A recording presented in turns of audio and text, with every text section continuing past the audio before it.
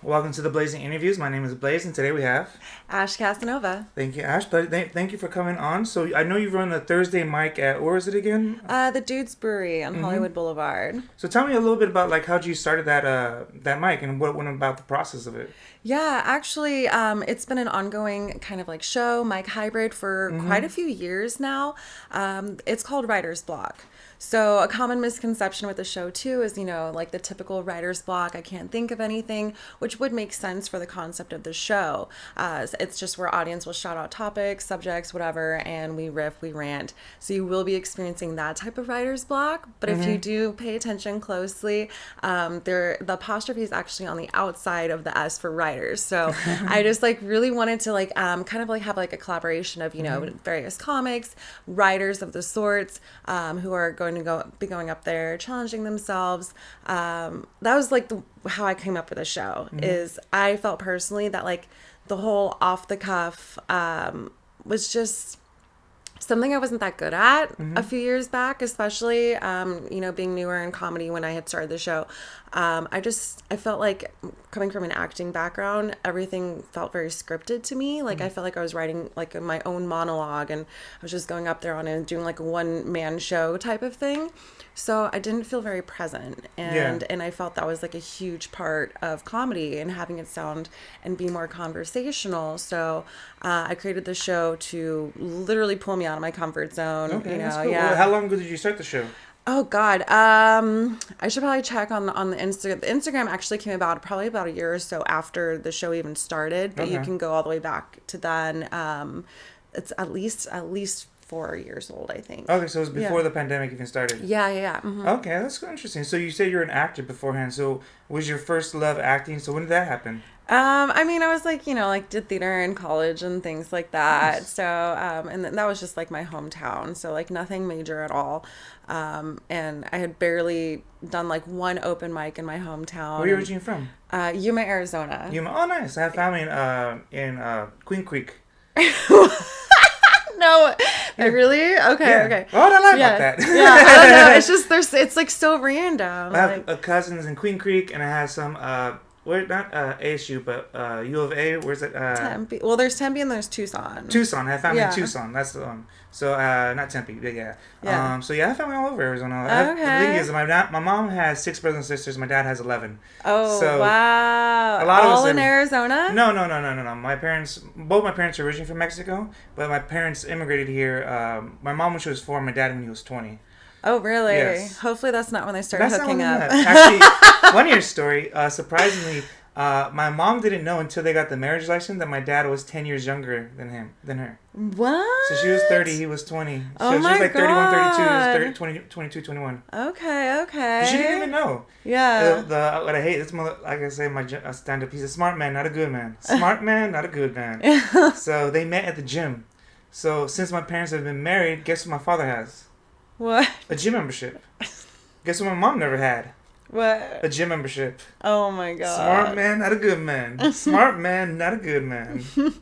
But yes, okay, so you're from Arizona and you're Yuma. So what college did you go to? I went to Arizona Western College, so it's just like a community college over there. So community college, Citrus. Hey, I went to community college before I went to university. So there you go. Yeah, and but it was like such a small town. There's nothing going on. Like it's a border town. It's on the border of Mexico and California. I always call it the butt crack of Arizona because of that, smell included.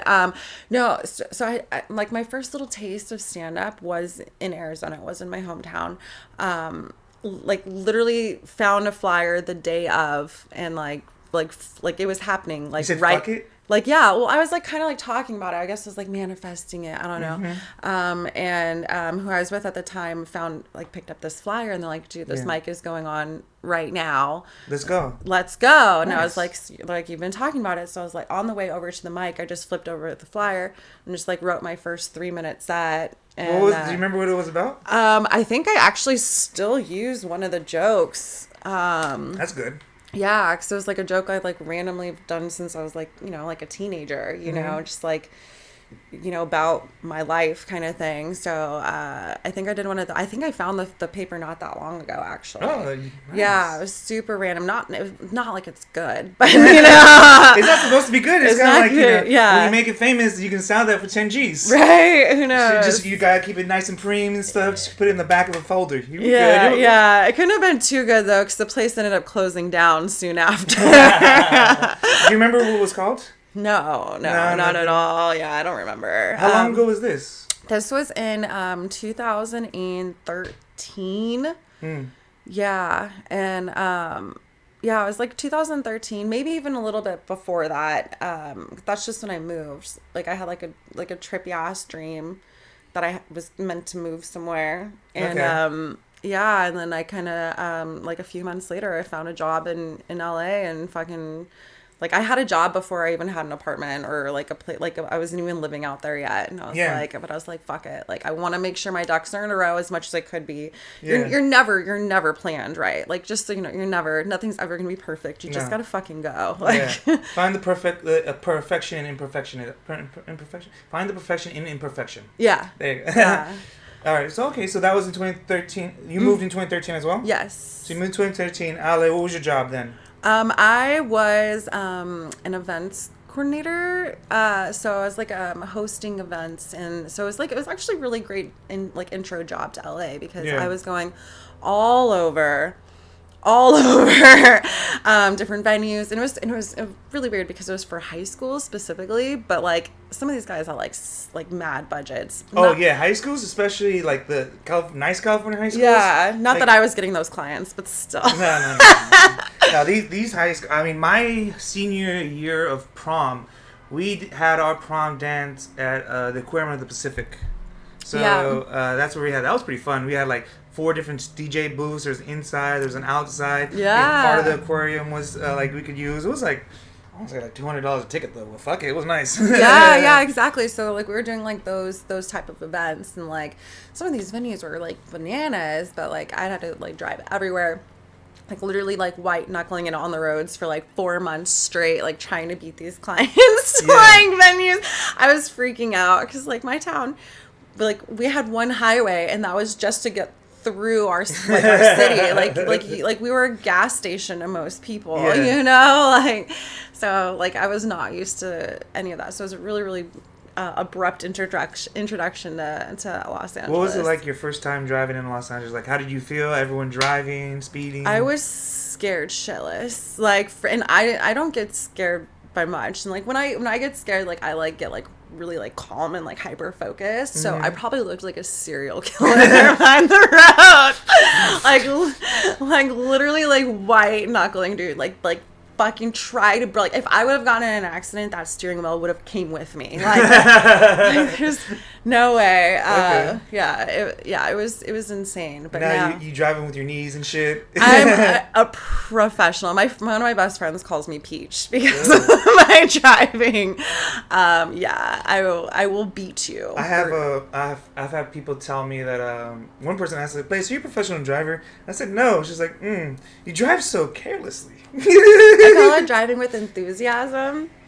Yeah. I just, it's just, I literally have yelled at an old woman crossing the road to get the fuck out the way when I'm driving. No! So I was having a conversation like we are now, and there's this lady just blocking the road. I said, "Get the fuck out the road!" And I just continue with the conversation. And my friend who I was with literally stopped the conversation, was like, "Did you just yell at that 80-year-old lady?" I was like, my God. Yes. Because she needed to get the fuck off the road. Oh.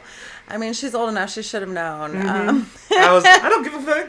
When we in our vehicles, get the fuck out the way. Oh my God. And I found it interesting because I went to New York last September. It was fun. I call it like it sounds like a novel for women. I spend my mornings in Manhattan and my evenings in Brooklyn. Okay. Yeah, it sounds like a women's novel. Okay. Yeah. With Fabio on the cover. Yeah. But you could pull it off. What was the name? Oh yeah, the cars. So like walking, like when you walk across the street here, people don't stop for you. Yeah. No. Versus over there, people will stop for you if you're walking across the street. Yeah, people will actually let you go. And people like out there, Like out here, no one uses turn signals, right? People just fucking go. It's a huge pet peeve of mine. Yeah, and the thing over there is no one uses sidewalks, and they just keep going. They just cross the street. I'm just like, okay, so New Yorkers treat sidewalks the same way LA people treat the signal light. We don't care. Yeah. It's just we going. If you there, we don't care. Yeah, yeah. But at least they stop for you. In New York, I saw this one guy get ran over on his bike, and like 4 different people stopped for him and like helped him. I was like, okay. Oh, that's nice. Yeah, unlike here. Yeah, they'd probably be honking at you. Like, get the fuck out the way. Oh my god. But I love it. So you were white knuckling. What did you love about like traveling to see, like being able to explore LA? What did you learn about like coming out here? Like things that you appreciate of that job? Yeah, well, I mean, because that was like one of the biggest things is I feel like it's easy coming to a big city to kind of like be stuck in like your own little neighborhood kind of thing. Like, I don't know. That's kind of how I feel. Like if you like your neighborhood should have everything you need, you know, your grocery store, whatever, this and that.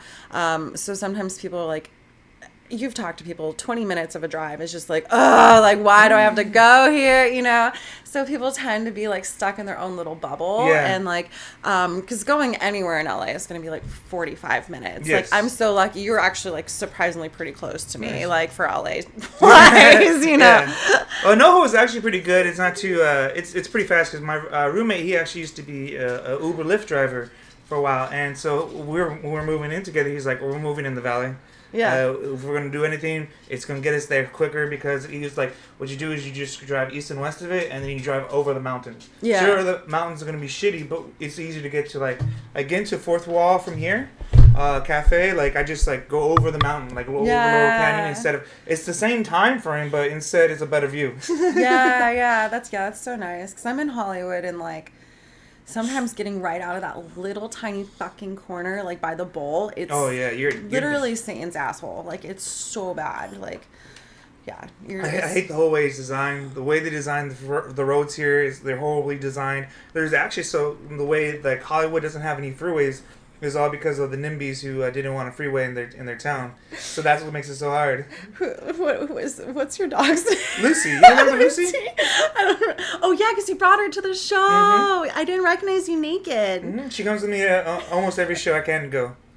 Oh, Lucy girl. Mm-hmm. I was just like, I love how this dog's like my best friend now. I tell you, she's a jealous bitch though. Like I take her to the dog park, she pushes other dogs and bitches away. That's so good. I had a great Dane named Lucy once. Oh, nice. Yeah, we named her because of Lucille Ball. Oh. Mm-hmm. Did you just like the name Lucy, the Great Dane? Is she still with your family? No, she's no longer with us. I'm sorry. I know. Sweet babies. Mm-hmm. So when you came to LA, like how soon was it that you got into comedy? Oh, great question.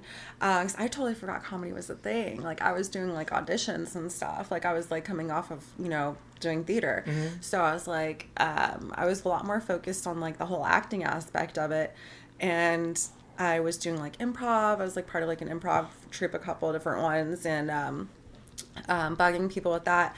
Anyways, somebody in my improv group, I had pretty much told them the story of, like my whole, like, one night you must stand up and make it sound like a one night stand. Yeah, pretty much. It was a one night stand in a gas station. It was 3 minutes long and they never called me back. And I told them that story and they're like, oh, well, I'm a stand-up comedian, blah, blah, blah. Like, I'm about to do this, like, college show. Like, do you want to open for me? And it wasn't anything major, but I'm still like so appreciative. That was like, I was like, that's so cool though. Like doing your first like actual show being a show. Yeah. I was like, holy fuck, I forgot like stand-up's like a thing out here. So I pretty much just did like my open mic set, and I kept doing it after that. So like they introduced me to like the club that they were normally at, and like, and it just kind of like. Yeah, kept going from there. Yeah. Okay, so do you still do any acting now, or? I actually really want to get back into it again. I need to update my headshots. Anybody, want to hook a sister up with some headshots? I will take them. I would like to get back into acting. It's just really fun. I think I don't know. It's just really, really fun. But one of the draws that I have more towards comedy is just like. the challenge of it, like there's no other variables kind of thing, you know, like they're both challenging in their own ways, but like your editing, writing, acting, everything is happening on the spot with comedy, and it's like you have no one else to blame. Like people who try to like, oh, you know, the audience just wasn't in, you know, I was like, no, like you need to read it better. Yeah. I think that's funny when people, like, especially when you see comics on stage actually attacking the audience and they're like, that's funny, why aren't you laughing? You know what I mean? Dude. I hate when I see comics do that. I'm just like, bro, don't, just be funny. It's brutal. Like it's not their fault you suck. Like, yeah. Like one of my friends did a show with like, recently with like a 15-year-old kid. Like, yeah, I don't remember the setup for this, but he apparently, there was one lady that just said something to him, and he was like, shut the fuck up, bitch. Like, he just, like, went off on her, like, a kid, for no reason. Like, it was just, like, she wasn't really heckling him. She wasn't doing anything. It was just, like, she said something. And it's, like, literally read the room. Like, it's, like, you're never going to get, it's hard for, especially a kid, to get booked anywhere anyways. Because the age limit. The age limit. Yeah, so it's, like, why would you bash down on the only place that's going to allow you there? They're never going to book you again. Yeah. You know, unless it's like your uncle or something. Yeah, that's rude. I wouldn't. You can't curse at the audience unless like it's funny. It's like if he's like motherfucker versus like this motherfucker. You know what I mean? Yeah. Instead of like trying to make it into something else and instead of being anger, it's kind of like the way you're approaching it. Okay, I get that. How did you, being an actress, how helped you with your comedy? Like, had you taken any tips or anything with that? Yeah, just like some like standard like stage movement tips I think help a lot. Like, you know, like stepping into the light, I think a lot of comics don't do, like even like with like roast battle and stuff. I love doing roast battle. Yeah. So it's harder because they're sharing a stage with somebody and they're not used to that. So that helps, like just literally stepping into your light, stepping into your jokes, stepping in, you know, like just that part of acting really helps, you know. And being used to an audience, you know, projecting when you need to project, enunciation. Yeah, because I struggle with that a lot because I'm dyslexic, and so like I fuck up a lot of words and I switch up a lot of things, so I'll fuck up, but I try and make it part of my act.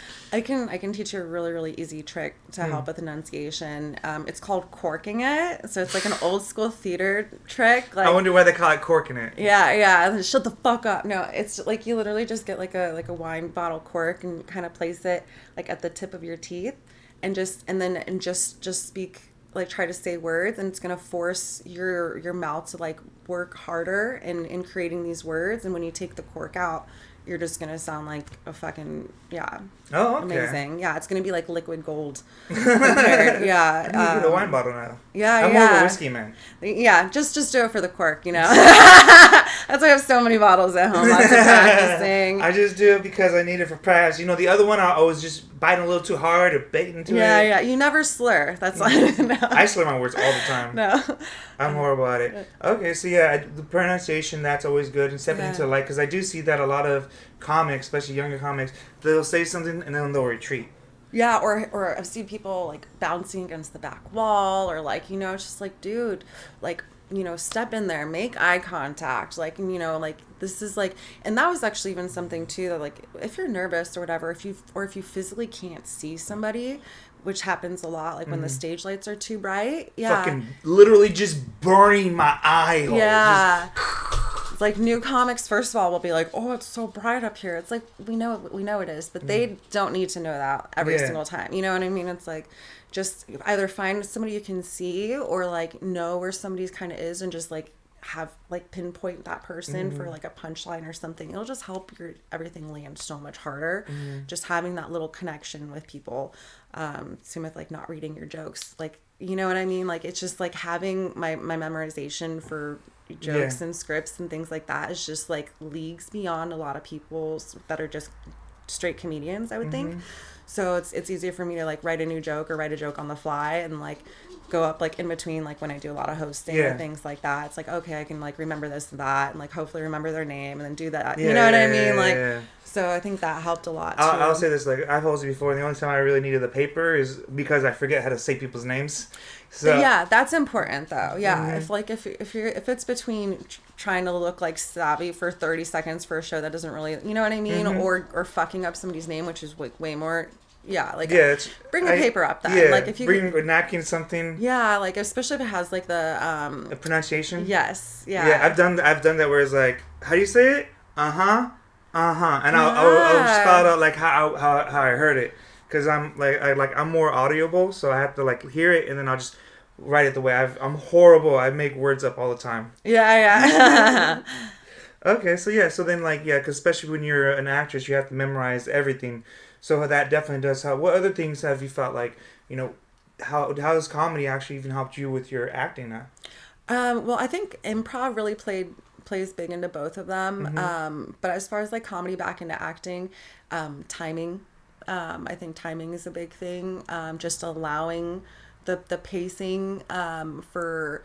It's like each joke has its own pacing. Each side's like if you go to like auditions, like every like script or whatever, like they have their own pacing, So kind of like understanding like what's needed for that joke, like what's needed for this type of scene, like your tonal shifts, just I think comedy has kind of allowed me to play more like with my like connecting everything. I feel like comedy is just like connected everything for me. So it's like like I don't know. It's just like I've been able to, play with my words more, play with my face more, like my expressions and things like that. That's true. Trying to be more like in the moment, because you see so many people's reactions of good and bad and funny and sad. I mean, you've been on the mic where you definitely bombed. We've all bombed. Yeah. And that sick pit feeling of just I just want to fucking die. Yeah. like even like on like just this last Thursday, I did like 2 shows in a row, and then I had and then I signed up for like a mic after, like what, being greedy, okay, and then the mic, like all my 2 shows were good, they were really good, and then the mic, I was just like it was not good, it was just not hitting, and I was just like, it's either like the energy of it or like the whatever, but you can't blame the crowd, but it's just like you just have to read into so many different variables for it. I'm trying to remember where I was going with this exactly.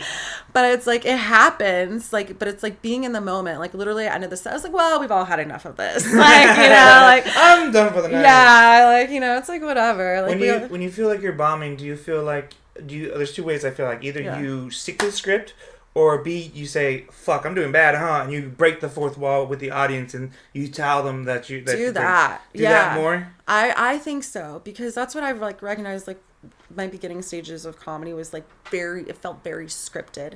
Even my voice was different. That's how you can tell when people have, like, their comedian voice, their salesman voice, versus their regular conversational voice. Yeah. As soon as your voices merge and become one, like, literally as, not just your tonal voice, but, like, your voices and how you perceive things, that's when you become you in comedy, I like to think.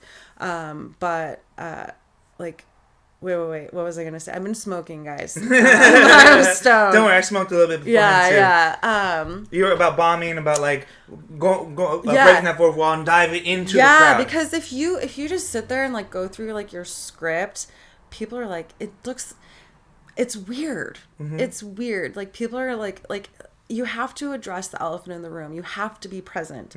Like that's like, again, like going back to my writer's block show. It's like you have to be present, because as soon as you start, like you can do like the classic things, like, addressing the venue, addressing like the audience or lack of audience, like, because as soon as you're not if you're not connecting on those basic things, the audience isn't going to connect with you, and then there's not going to be any point for them to laugh. Yeah. They're not listening to the radio, like they came to a live show.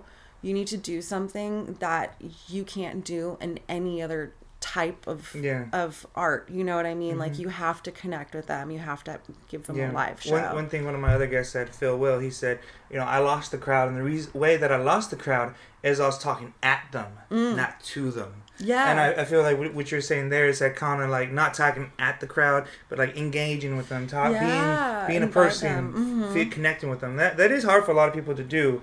I feel like, especially a lot of some folks, I know, like we said before, they're like hiding in the back. They have only their legs in the light. Or they'll step out of the light. So it's just like being comfortable with yourself in those situations. Okay, I get that. So when you go to open mics and test your, like, you memorize your jokes. So do you write them down and then memorize them, or how was your creative process? Yeah, I used to be really big on writing. I always have a notebook with me. Even now, I have a notebook. I have so many notebooks, but now it's not that I'm skipping steps. Like you, like always go back to the basics of it.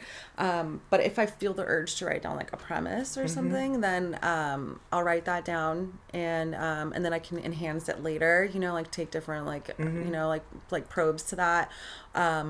But like what I've been kind of doing, just because I'm like kind of, you know, like we've been getting the opportunity to perform more often. Yeah. So it's like if I have something funny to say, I'm just gonna probably like try it then, you know, or but if I have like a joke, sometimes jokes just like are birthed perfectly, you know, and like you have like the lucky, like, you know, once in a blue moon, we're like, oh my God, I need to write and say this exactly how it's supposed to be said.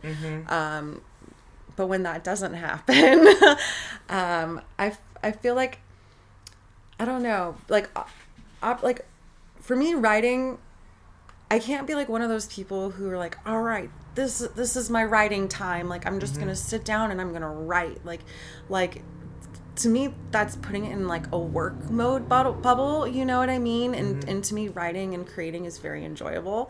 And as soon as I start like making a schedule about it, and a schedule to me is going to be like, okay, well, what do I have to show for my productivity at the end of the schedule bubble? You know what I mean? And it's like, and then you're creating these quotas for yourself, and there's pressure behind that. And it's like, it should be fun, you know? And like, so for me, I write as I live, and and I keep something on me all the time. If I can't reach my notebook, I have my phone. Yes. And it's and whatever when the moment strikes, like just be ready for it. Just like write everything down. Yeah, I gotta do it more often. Like that's why I like hanging out with other creatives, and when your friends can be like, you need to write that. Yeah, I've done that to a lot of my friends. They'll say something like, write that. Yeah. Write that down. And a few of my friends will be like, oh, you sure? He's like, just write it. Just write it. Just write it. Yeah, because sometimes it's not great for like a stand-up bit, but it could be great for a sketch, or it could be great for, you know, something else, like, or, you know, but even a song. I mean, one of my friends, we're making this song called 5150. Okay. It is about being attracted to girls who are fucking crazy. Who are crazy. She's 5150. Hey, that bitch 50. So we're gonna we might drop it soon, but we'll see. We're still in the writing process of it. Yeah. So we just do. I just like to do shit with like people just for the fuck of it. Like I have one friend. I'm making another. He's a producer. He's Dreadful Operator, Dread. I love you. So he's more of a hip hop, but I want him to help me with this like kind of more of an R&B where it's like it's about like a first kiss. You know what I mean? Yeah. And like experience your first kiss, making a very soft ballad. So it's just like just fun, just like that's cool. And I just me and another friend just made that up just for the fun of it, and you just go around just talking and just like. Things will come up, and we'll even make like fun sketch that ends up coming to life sometimes. Yeah. I think it's important to like not box yourself in like that. Like you know, like if as soon as you start becoming rigid with your creativity, it's like. Yeah, and that's what I appreciate about your writer's block. Thanks. Because, like, you know, when I first went there, I was expecting, you know, do my set and do my 5 minutes. I didn't really understand what it was. Yeah. And I realized, oh, this is what it is. Okay, never mind. I'm going to have to switch up my whole game plan. I was like, so that really was appreciated. You did so good, by the way. I did okay. Yeah. one of the subjects was suicide because I was wearing "Don't Kill Yourself" shirt. And I was like, I really don't have any suicide jokes. That's so funny. But you will, you know. I will now. Now I was like, fuck, I got to come up with suicide jokes now. Yeah, that's what I think is like so great about that too, is like just because so many times you're stuck and you're like, oh fuck, I feel like I need to write more. Again, it's that pressure. It's unnecessary to put on yourself. Like it is important to have that type of like some sort of pressure, you know. You can't just be like, I'm the fucking shit done, you know, like but you don't want to be like your biggest hater, you know. So that's what I like about that type of show anyways as well, is like because you're like, fuck, what do I talk about, what should I write about, and then the audience is literally like, I'm going to tell you what I want to hear. So it's like you don't have to get all nitpicky about the premise or the setup, you know what I mean? It's just like literally like boom, like they're already like giving you that layup, bro. Like I mean, it's not like you're gonna I do like those time, other mics that have like Third Wall has a lot of mics like that. Or not Third Wheel, excuse me. I always fuck up with the walls and the wheels. It's number and thing. We need a fifth one now. You know what I mean? We have Third Wheel, we have Fourth Wall. We need like what? Like fifth?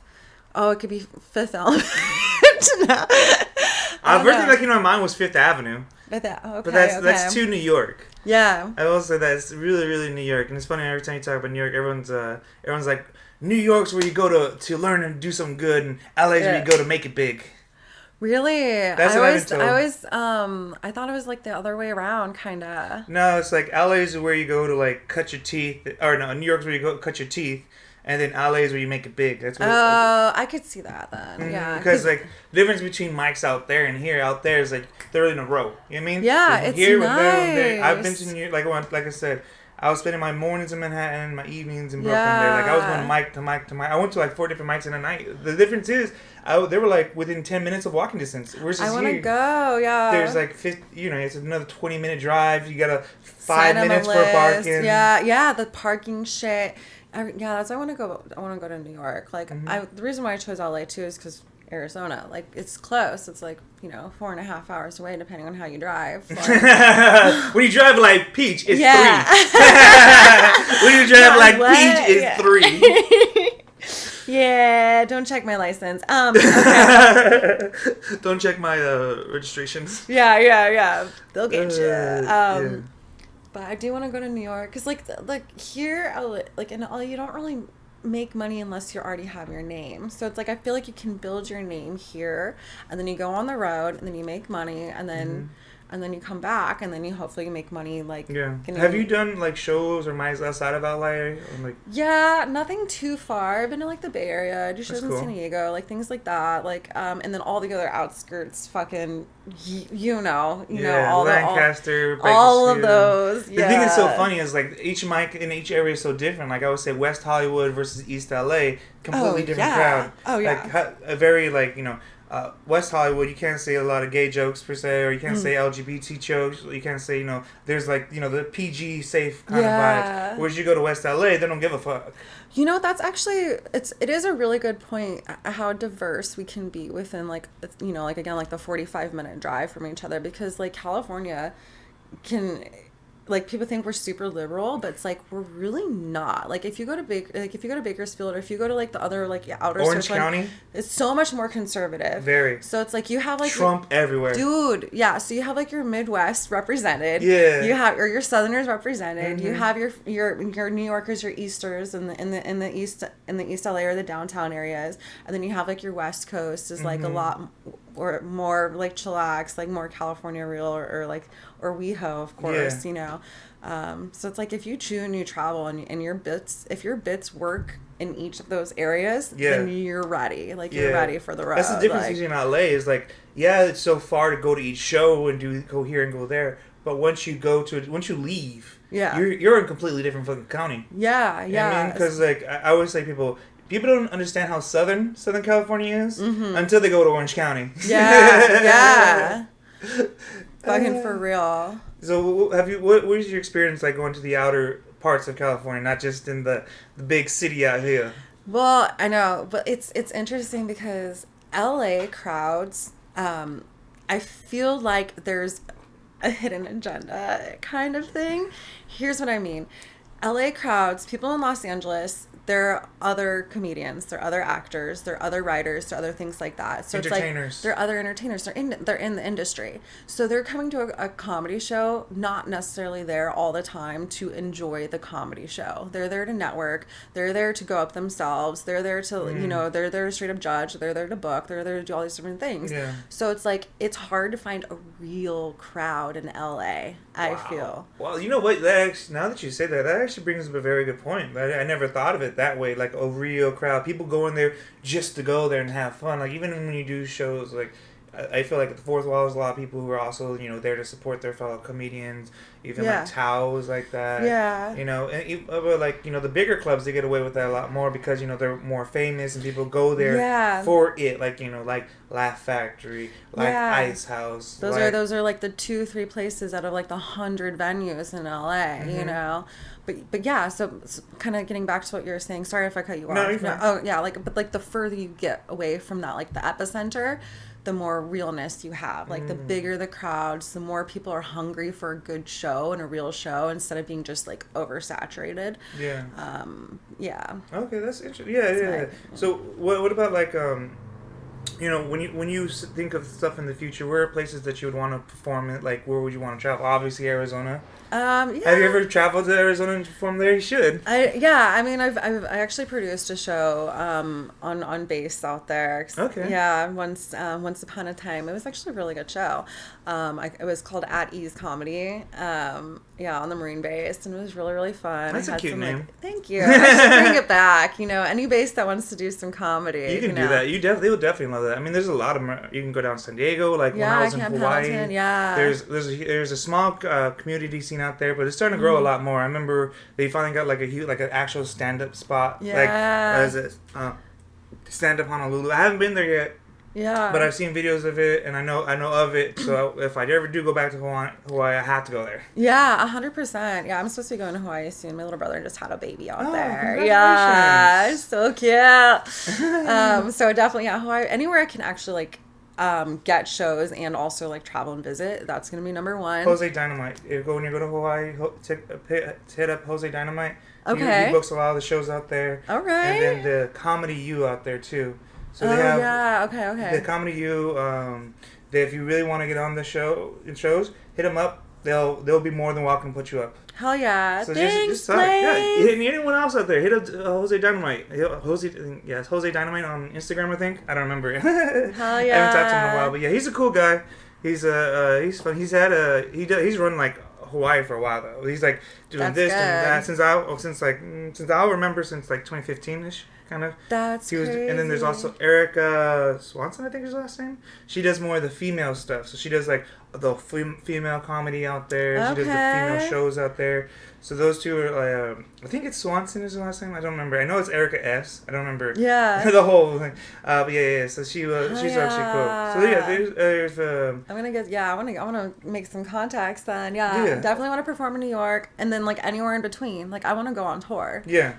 Anybody, if you want to see me in your state, your city, your county, I don't give a fuck. Backyard. If you have a show going on, book me. Okay. Money would be nice. Yeah. At Ash Casanova Comedy. Hey. Do you have a website? I need to pay for it again. It was just AshleyCasanova.com, but yeah. It was either website or refrigerator. Yeah. Do I need to eat today? So book me so I can. There you go. All right. So so you produce shows. What other shows have you produced in the area? Well, let's see. As far as producing, I mean, I just run a mic at Fourth Wall on Tuesdays. I don't really like to do the producing there. On Mondays, right? Mondays from Tuesday. Yeah, I do the Tuesday night one. Yeah. Okay. I always forget it's Monday, Tuesdays. Even though I have a show tonight, but still, I should probably tell them. You should be like, hey Joe, I got a show. Yeah. I gotta. I know. I'm doing the Fourth Wall October 7th, so I'm doing that. Well, I'm looking forward to it. But the problem was, I was actually looking forward to it being the 6th because one of my friends from Hawaii, who I went to college with, he flies in on the 5th. He's going to Universal on the 7th, but he was supposed to see me perform on the 6th, but too many people flaked out, so I was like, boo. Yeah, so I was gonna have him see. It's funny because his name is Jash. It's not Josh, it's Jish. Jish. His name is Joshua. Yeah. I'm Jish. It's funny. He's 6'8", and I had to describe him. His personality is like a tree. If you were to see a tree, remember Lord of the Rings, those tree people? Yeah. Like that. Just very nice. Oh, it's alright. Just walking very slow. He walks, he has such a long stride that he walks slow. Yeah. You know what I mean? Because he takes such a large step, he doesn't need to be fast. Yeah. So that's why I so say. Funny. I love that man. He's a great friend, great person. He's just one of those people no matter what, he's always. I've only seen him mad once because he got fucked over. And it was a big thing. I can't even talk about it, but it's a proper reaction. Okay. I had to drag this man. 6'8". I had to drag this man. Fucking, I don't even. We get back to the dorms because he was pissed, and I was like, we're leaving. Wow. But it was fun. I mean, so theater, acting, you haven't really produced, but we're going to try and get you all over the world now. Yeah, that'd be great. What am I doing? Some voiceover work? If I didn't mention that already. You have? Okay, yeah. So you're saying getting back more into acting? I would like to. Unfortunately, the strike. Yeah, I mean, but there's still work. I'm sorry, guys, but it's the strike sucks, but was I part of the union, guys? Like, let's be real. Like, I'm sorry. And not that I'm not an ally. I'm not saying that at all, obviously. And I want better working conditions for when I can get into the union. So strike for me, bitches. Strike for me. You're doing this for our future. Okay. No, seriously, thank you guys. Thanks for all your hard work. And You're like, you just got please hire me later. Yeah. Please hire me later. This water's so good. So going back to like the open mics out here, so you love the fourth. I love going to the fourth wall, the Slotted. What other mics do you go to, or do you like to go to, or venues you like? Third Wheel's hot for mics. The one place that I don't like though is Chateau. Yeah. Yeah, I tell everyone, fuck Felix. I put that out there. Yeah, I haven't been there in a long time. Yeah, I stopped. Like, people invited me to go, oh, come to my show, come see me. I was like, no, I'll go when he's gone. Yeah. I do like the Ice House. It's nice. It's got, since they changed like the ownership. Yeah, the Lakers on there. It was, dude, it's so nice. Yeah, it's really, I like it.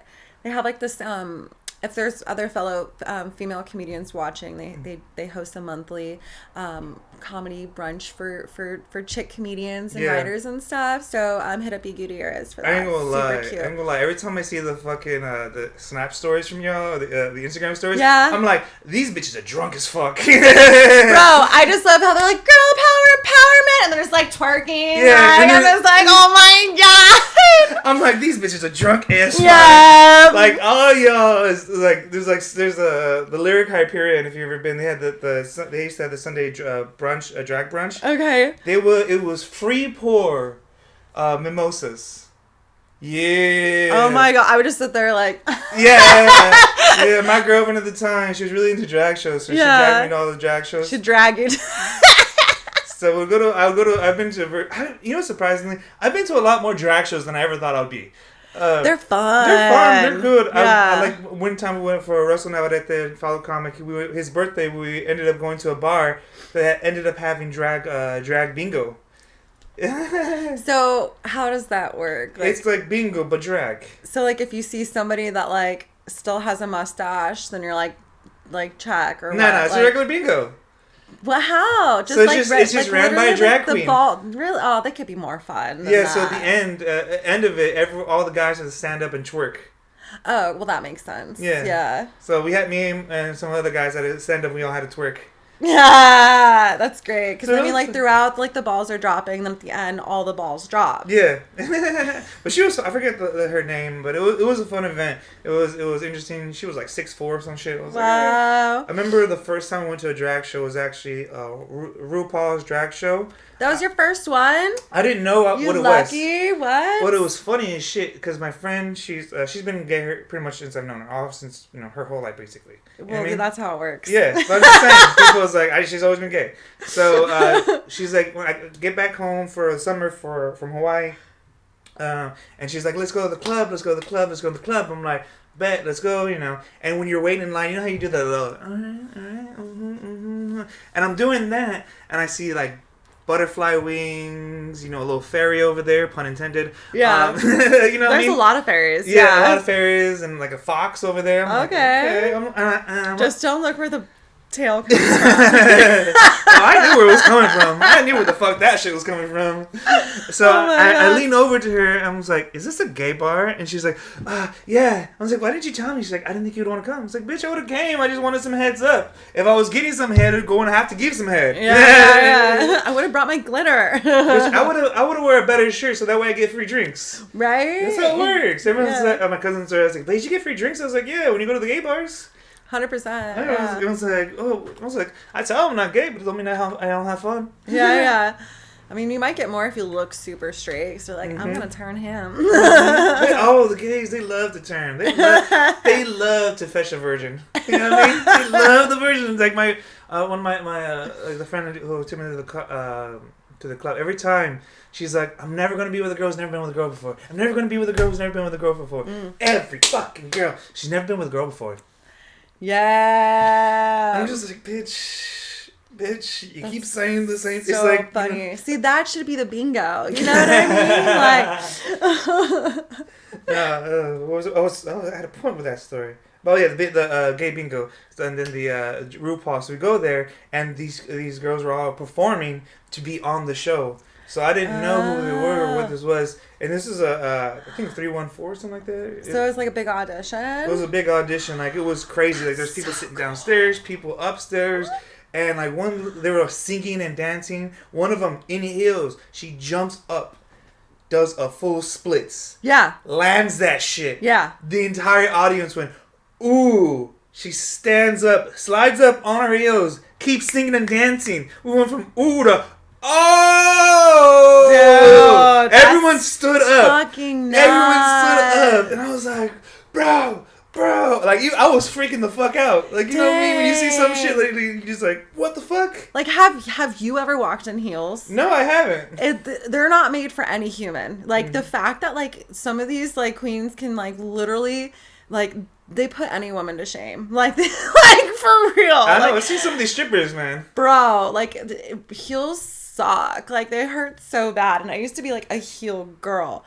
Well, this is what I wear now. Okay. Oh, those were really gross. Hey, no, you got a view count out now. Yeah. Foot fetishes. Yeah. They only got the bottom. They got the bottom. That's what they like. Go to my OF for the results. Shit, that's funny. So drag shows are fun. Even when I was in New York, I accidentally walked into like so many drag shows there. There was a lot of drag shows, but before I was like in Greenwich. Yeah, that part.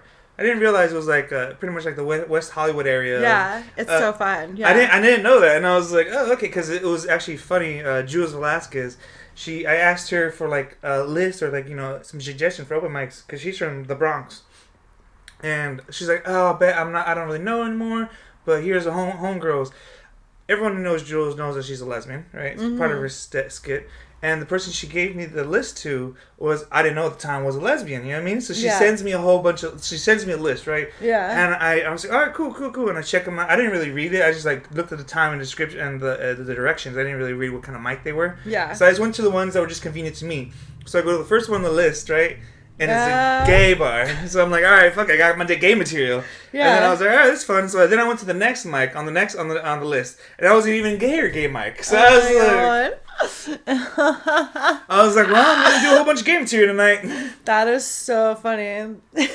We're hoping you want more gay material. I have a lot. I have one of my clothes is a butt plug joke. Yeah. Alright, but yeah, so we got to get you to New York soon. We're going to get you to So when are you visiting Honolulu? Possibly Thanksgiving. My brother wants us up there, but bro, those tickets, you got to buy them now. I know. They're really, really cheap right now. That's what I said. You got to buy them now because once it gets to like next month, that's just going to skyrocket. I'll just fly into Lahaina. I'm just kidding. That's a really bad joke. Oh my God. I bet, dude, what do you think about that? Conspiracy, right? Not conspiracy, just negligence. It was just... That was on purpose. I don't know about that part. That part I don't know about. I just think the people who were in charge just didn't do what they were supposed to do. There's so many people that fucked up. Like, all at the same time. That's not... Come on. I don't know. But the thing is, like, remember... I'm not sure. You remember the Paradise Fire that happened here in California a few years ago that completely... destroyed the town of Paradise. Yeah. So it was caused by electrical failure because one of the rods, the electric poles, it snapped and it broke. And it turns out afterwards, most of those electric wirings hadn't been replaced in over 100 years. None of the bolts, it literally just like looked like it melted through the bolt, like just like boom and fell. And the same thing that happened here in Honolulu because the salt water makes everything corrode faster, and so all the metal that's up there, it corroded a lot faster, and then boom, cable line snapped, and there's a whole bunch of brush there, and it just tumbled. I mean, from what I heard, the fire was moving a mile a minute. Yeah. A mile. You see it, you're dead. Yeah. In a minute, you're dead if you see it. Yeah. There's no way. I honestly, I can't. It was just a travesty. Yeah. I don't want to. Me personally, I'm just blaming the people that I know. The one who was supposed to put the alarm on, evacuating people, sending out messages. They didn't send out text messages. Nothing. They have the best alarm system out there. One of them, yeah. I mean, I was funny shit. I was actually, remember that nuclear war threat in Hawaii a few years ago? I was there for that. What? Yeah, so it was early in the morning. I was like 8 or 9. It was really early. I mean, my girlfriend wakes up first. She's in the bathroom, and she yells, "What the fuck, Blaize?" And I'm like, "What? I didn't do anything." She's like, "Check your phone." I'm like, "I'm not cheating." And because like, you know what I mean? My first thought is like, I fucked up. How'd I fuck up? You know what I mean? So it's not like it's like screaming like, "What the fuck?" Like, I'm panicked. You know what I mean? When you hear that kind of voice, you're like, "What happened?" You know what I mean? Yeah. That's like equivalent to like a cop knock. Like but worse. You know what I mean? This is my girl because I'm like, I'm like, how the fuck? Like, I didn't leave the shit in the toilet. Nothing. Yeah, this interrogation's gonna be awful. Yeah. So I see it's like nuclear missile or nuclear warhead en route. This is not an alarm. I'm like, my first brain, I just go, my first instinct, call 911. Beep, beep, busy. Yeah. Hung up. Second person I called was my mom. Oh. And I was like, "Mom, I just got a message that the reason why my girlfriend called her parents were actually on island too. They're at Hanama Bay. And the funniest shit, her dad is she's originally from Tennessee. Funniest shit ever, he said. They're evacuating the beach to go into the shelter zone. And he says, "Why bother? We're going to be Krista anyways. Might as well stay and watch the fireworks show." I'm like, this motherfucker. I'm like, this motherfucker. But it's true, though. Yeah. Like, unless you're, like, in, like, a fucking, like, rocket silo or something. But they're trying to make it like that. Like, honestly, we were terrified. So all we did is we got into the shower. We put towels on top of us. And the way my apartment is, so it's like a living room, bathroom, and then backyard, right? So that's the way my apartment is. I had a little backyard, which was nice. And so I could go back there. And it was just a giant wooden door, right? Giant wooden door. All I could hear, and all I was listening for, was the sound of birds. Oh, yeah. I was just listening for the sounds of birds. I was holding her. Yeah. I was like, "I love you." Blah, blah, blah. Oh, yeah, you're like, we're gonna die. Yeah, I was literally like, you know, I looked down the barrel of a gun before, but like, this is something like I have no control over. Like, there's nothing I can do. And so I was just listening for the flood of the birds, that never left. Yeah. I was so happy. Thank God. Yeah. That whole day, it was so just, everyone was just quiet. Everyone was just like, okay. You know what I mean? Very humble. For 24 hours. That was the most humbling state of presence. Quiet. Everyone's telling everyone's, "I love you." You know what I mean? That's crazy. Yeah, because their fucking lives just flashed before their eyes. I texted my sisters. I was like, "I love you guys. I love my nieces and nephews. You know, this and that." One of my sisters, "XOXO, love you too." An hour later, the other sister sends an article. "Oh, so you're sending us your death note." Right? You're like, okay, thanks for not putting me in the will still. No, I'm the third of four, so I'm good. Yeah. They're from my mom's first marriage. Oh, okay. Yeah, so that's how my dad came in. You remember what I was talking about when I ended my horrible set that time? I was like, I won't talk about how my cuckold baby. We'll talk about that next time. Yeah. Definitely come back on Thursday. When I hear about it. Yeah. Yes. Going back to the topic of just like comedy and just talking about like places we love to go. Where are some places that you do love to perform at that you know always love going back to? Let's see. I mean, I definitely want to perform more at the Comedy Store, of course. We all do. Yeah, especially those roast battles are fun. I love roast battles. I'm horrible at them. No. I'm horrible at them. You know why? It's because I need to be angry. I need to be woken up from a nap. Yeah, and I need to. That's a good point. I need to be woken up from a nap. The first person I need to see is that person. Yeah. And so I can just start cussing them the fuck out. Like, I can't be nice. Like, I'm too nice when I go up there. Like, I'm too happy. Yeah. You know what I mean? The problem with me is I need to be just woken up from a nap. Yeah. Like, piss the fuck off. That's when I do all my best writing for it. Is like when you're like in that state of like not almost non-sleep, you know what I mean? Like that's the best time to write. So you just like angrily. So how many have you been on? How many have you won? What's your record? my overall record, because I've done it with like No Llores, I've done it with like the traditional roast battle league. I've battled in the Bay, Bakersfield. They have battles. So I've battled in a lot of places, and I think overall, I think I've done like probably like 13 or 14 battles. Nice. Yeah. But what's the record? And I think out of all of them, even though one of them wasn't recorded, I think I've only lost 2. Nice. Yeah, so I'm like 12-2 maybe. Maybe, hopefully. I can count them if I really wanted to. There's been, I feel like that's kind of a lot. I don't know. I mean 13 is a lot of roast battles. Like I only done 2, and I did horrible on both of them. Oh I'm no! 1-1. I love roast battles. I'm actually talking to the commissioner right now to get me back on it. Of the roast battle league. So how does the roast battle league work? So you're like a roaster, and you have to go and you sign up for it. If you know somebody you want to battle, then that's easiest. Like that's best. But I'm like not a person that like picks fights with people. Like I guess like I don't know. I always like my opponent to be selected for me. Yeah. So if anybody wants to battle me though, like Don't ask by me. all means. Don't ask me. I know I'll lose. I know I'll lose because like I said, I'm too happy. I'm too happy of a person. I'm a really happy person as well. Like I feel like I'd like to treat people initially with kindness, but it's like I'm just like banking like all those little you know what I mean? And like I just like store up my aggression for roast battles.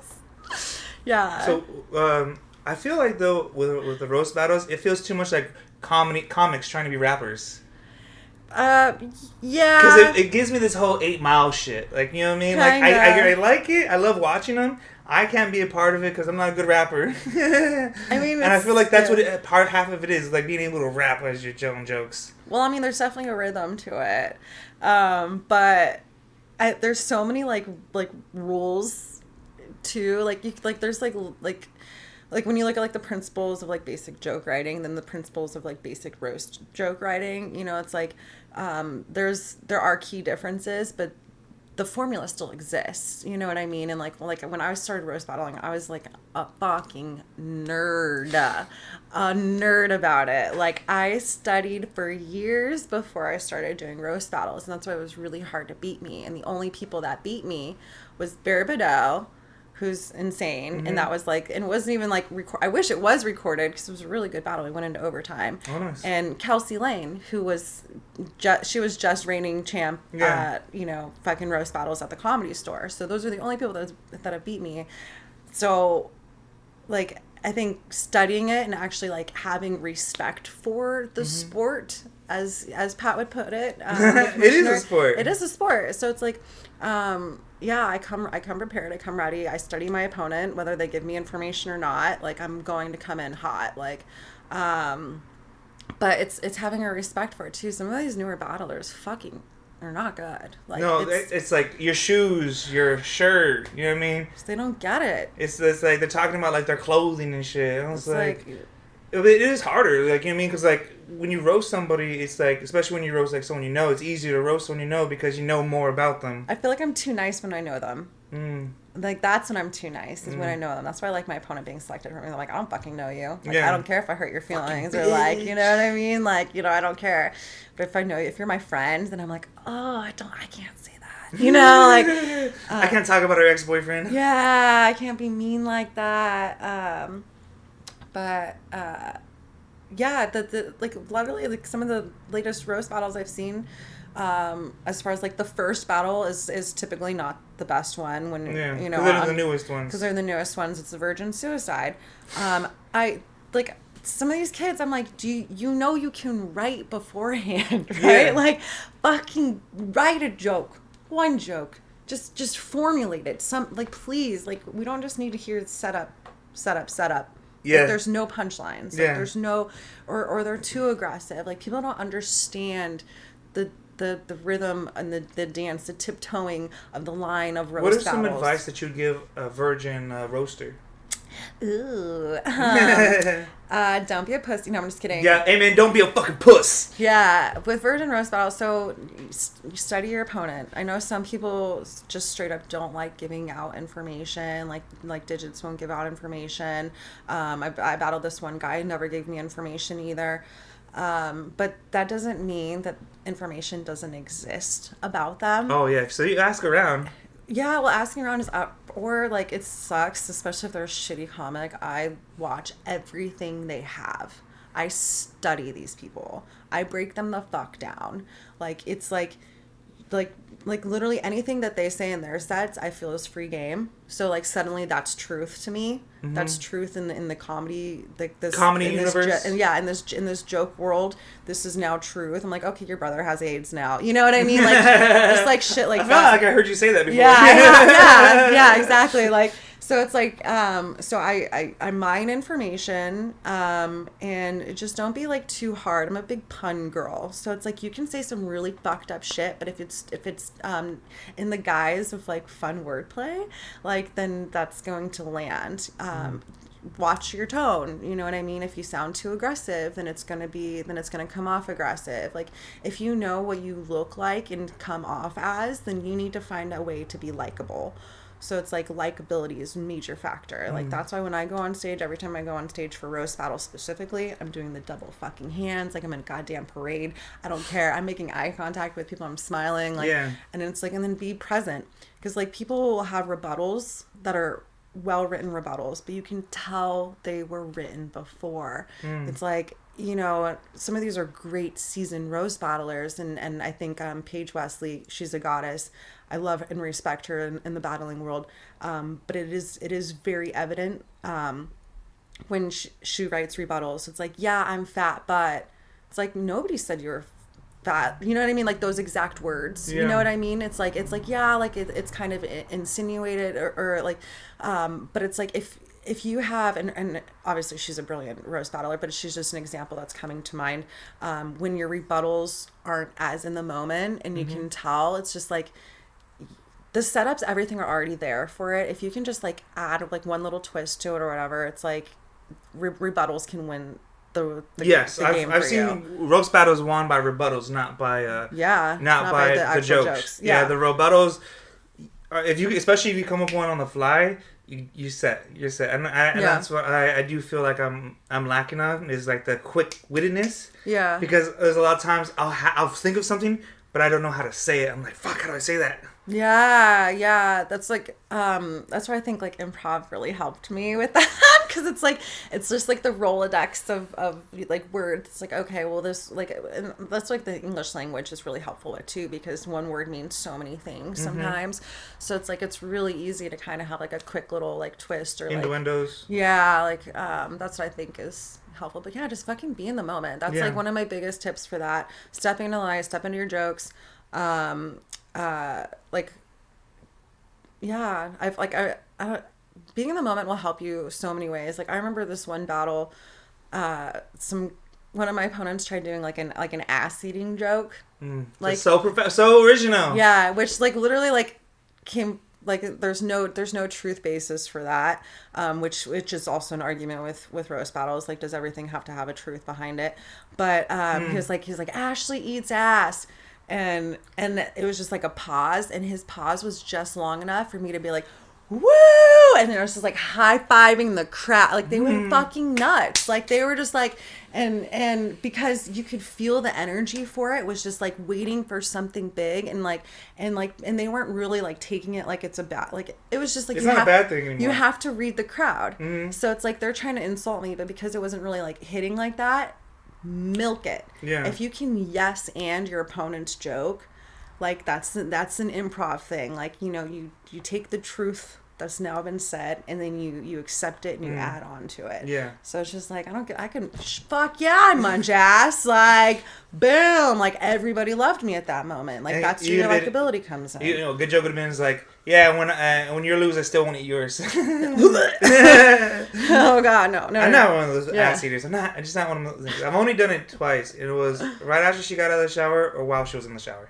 Okay. But to be fair, we were in a 5-year relationship, so that was different. But like, I'm just not like, I'm not even into like the anal stuff. Like that's not my. That's good. That's nice. But each their own. I know a lot of people that are like, when I was in college, like the Filipinos, them motherfuckers, they cared nothing but of ass eating. They didn't give a fuck about nothing but all they would talk about is eating ass, getting the ass eaten.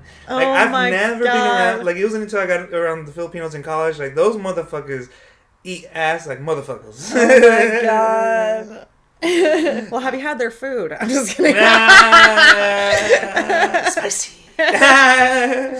Oh my god. Oh shit. So yeah, the Rolodex and doing that. The only thing I hate about improv is personally when I did an improv class in college, every single time we did a skit, always ended up with death. We were so bad that we just like fucking die. Fucking die. That's the only thing we can think of. And die. Yeah. And we're done. End scene. That was literally everything. So by the end of the semester, the teacher had a rule. It's like, all right, no one can die in this scene. We all die. Yeah. That was like, what was the rule for ours? It was like, no babies no drunk people, no insane and crazy people, because they can get away with anything. Mm-hmm. Like you have to have like some sort of like standard basis behind what you're saying. I don't know. It can't just be pure nonsense, you know?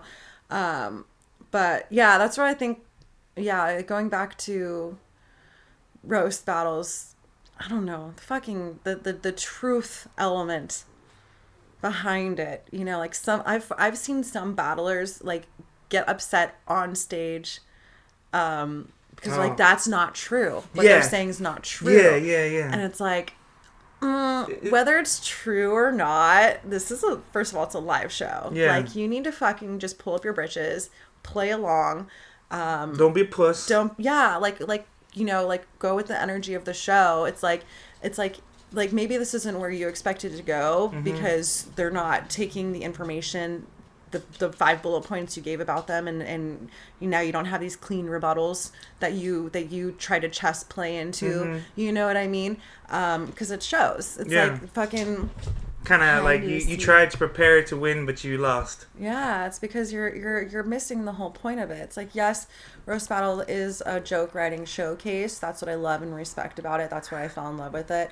But it's also a live show that is showcasing you as a performer and your ability to write mm-hmm. on the spot. You know, keep a fucking show going. Yeah, that's the most important part about that is like there's shit gonna happen all the time. You know what I mean? Can you like Digit says, no llores. Yeah, don't cry. I love Digits, man. He's a great guy, but he's just fucking. I don't know how much of it is him. I don't know how much of it is the character. Sometimes it's him, bro. I'm just like, I don't know this dude. He's crazy. That motherfucker. He's one motherfucker in comedy I don't want to fuck with. He's a homie for sure. He's chill. It's just like, if you told me like he was in a double homicide, I'd be like, knew it. Yeah, he'd be like, which time, fool? Yeah, which time, fool? Like, which one, fool? I ain't gonna lie. Like he keeps like Modelo's like in his jacket. Yeah, shit. Like he's like, hey, fool, you thirsty? Yeah. Yeah, I love Digits. But yeah, the roast battles and people being pussies. How do you feel about reusing jokes? Why shouldn't you? I mean, with roast battles. I guess if it's a new crowd, if it's a new judges. You think fuck so? It. Why not? Why not? I mean, I get it. It's kind of like you already have it. Why not use it? Maybe. I don't know. I'm like so torn with it because it's like, well, here's like. Okay, because first of all, Moses starts it off saying like all original material. It's like there's one thing like, yeah, if you wrote the joke personally, then yes, it's your joke. I think you are allowed to use it. But it's like if you didn't write it for this person, then it's like unless it hits like dead on, I don't know. I feel like there's something kind of lazy about it. It is lazy, but to be fair, when it's good, it's good. Yeah. Yeah, I mean, like... Yeah, I mean, true. I've seen the same joke hit like 4 or 5 times. Yeah. That... like a major comic has used with like multiple different people, and I'm just like, because I'm a nerd and I know, but I'm also not like out there whispering like, oh, keep using jokes like yeah, it's like. Well, if you think about it, like I was after Don Rickles, mm-hmm. After he passed, I went through a whole bunch of his interviews and his things. A lot of the time when he was on TV, he was just reusing the same jokes. He was like, "You want a cookie?" Mm-hmm. And he'll talk about his wife and all her jewelry. Yeah. And so that does happen. Like the thing is, like now because everything's so much more, because it's recorded. Yeah. People, they can find it. They can find it. You know what I mean? Yeah. And I guess the only time it would be bad is if you used it and it was like, bitch, you used that for them already. Yeah, well, but some people do that, and then it's again too. It's like you feel so torn because it's like, fuck, like this guy might beat me using the same joke over again. Should I call them out on it? And I feel like you should. You think so? If you're able to reuse a joke, then you should be able to. And you know them, then it's like, oh, great, use it for the 5th time this month. Yeah, like, yeah. And then you can say them reusing the joke as part of a punchline. You know, like kind of like writing it. Yeah, if you can write a rebuttal that is like so perfectly like sculpted around this joke, you know they're gonna reuse. Then I would say, fuck yeah, do it. Call them out like that. Yes. But if it's like to the point, like again, like fucking like you said that joke last time, you know, like killing the energy, killing the show, like I feel like if you have good judges and you have like a good ref in play, like a good host, you know, then they're like, I feel like it's the judge's responsibility personally. Yeah, it's more on the judges. It's not on the comics. It's not on the crowd. It's on the judge. Yeah. The judges, I should say. If they know. Yeah, if they but know it's used. Most of them don't, and so that's why it's. I mean, like I said right now is if you're gonna reuse it, but don't try to abuse it, and if you abuse it, you might get fucked by it. Yeah. I could see maybe if you did like what you did a joke like on like an off brand roast battle, and then you had like a major roast battle coming up and like an old joke. Mm-hmm. I could see that maybe. I don't know. I even feel iffy about people who do rebattles.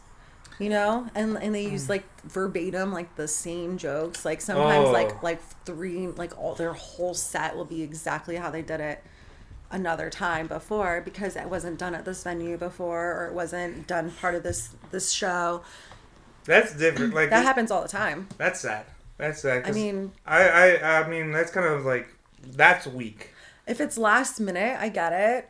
Maybe like if like because like the store will do that like if they're trying to fill in last minute battles they'll be like, psst, digits, do you have any like no llores battles that were good that we can like pretty much rerun? Yeah, you know, that shit happens. Yeah, but what's also interesting is I've seen battles that were won by a certain person at no llores redone joke for joke at the store and the outcome was different. Was it the same way they're saying it the same way and all this and that? It was the energy. The energy. Because the person who won last time, he came in with the attitude like, I fucking got this in the bag. Yeah. And then the other person, I think she had one new rebuttal and she took it. Because she had the hunger. She had the I'm performing live at the comedy store. At the comedy store energy instead of I'm doing this as a rerun that I know I already won. Yeah. So the energy was different and because of that she sold her jokes. And like so if you put that behind what you're saying, then you're giving the audience opportunity to also fucking be a part of it and laugh. So another thing I feel like people do too much in these roast battles is when they say the jokes they're only looking at their opponent. I feel like they should say their jokes and look at the crowd instead. Yeah, I agree with that. And like because I know like I think Joff Ross, he'll say like look at your opponent. I think that's important when you're doing like look like jokes and you're doing like things to address certain things. But I agree with you like when you're actually like which I mean I do agree with Jeff for that too, but it's like, but I agree with you as far as like just like the performer in me too, like stepping in, addressing like the audience, like you know, like you're saying it to them but about them. So like, I do the whole hand thing but face them kind of things, like the open up. Yeah. Yeah, exactly. I was just thinking that he has like blah blah blah blah like this. Look how ugly he is and stuff like that. Yeah, you can do both. Like I feel like posturing is really big. You know, body language obviously says a lot.